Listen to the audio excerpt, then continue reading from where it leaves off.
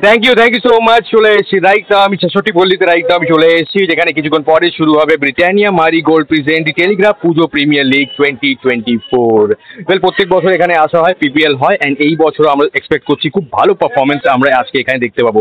রনকে আমরা পেয়ে গেছি। Ron, welcome to Friends FM.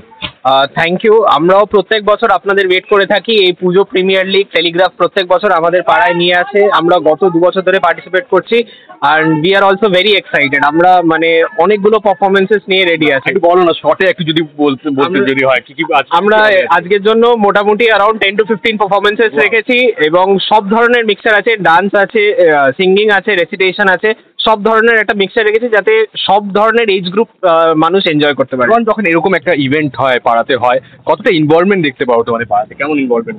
আমাদের পাড়া থেকে খুব ভালো ইনভলভমেন্ট দেখতে পাই, এবং এই মেরিগোল্ডের এবং টেলিগ্রাফের এই পিপিএল একটা এত সুন্দর প্ল্যাটফর্ম, মানে যেখানে 8 বছরের বয়স্ক লোক থেকে 80 বছরের বয়স্ক লোক সবাই খুব ইন্টারেস্টেড থাকে। ভিড় বাড়ছে তোমাদের 66 পল্লীতে রাইট না? এই বছর তোমরা কি চমক নিয়ে এসছো? এই বছর আমরা স্পাইস আর্ট নিয়ে এসেছি। স্পাইস আর্ট আমাদের মানে আমরা আশা করছি কলকাতার বুকে এই প্রথমবার হচ্ছে, এবং কিভাবে বাঙালির সাথে ভারতীয়দের সাথে মশলার যে একটা জার্নি ঐতিহ্য জড়িয়ে আছে, সেই পুরো জিনিসটা আমরা আমাদের মণ্ডপে দেখাচ্ছি, এবং আমরা আশা করব এই ভিড়টা আরও যেন প্রত্যেক দিন আর বাড়তে থাকে। রন, সবার জন্য একটা ম্যাচের একটু ছোট্ট করে বলে দাও সবাইকে। Thank you.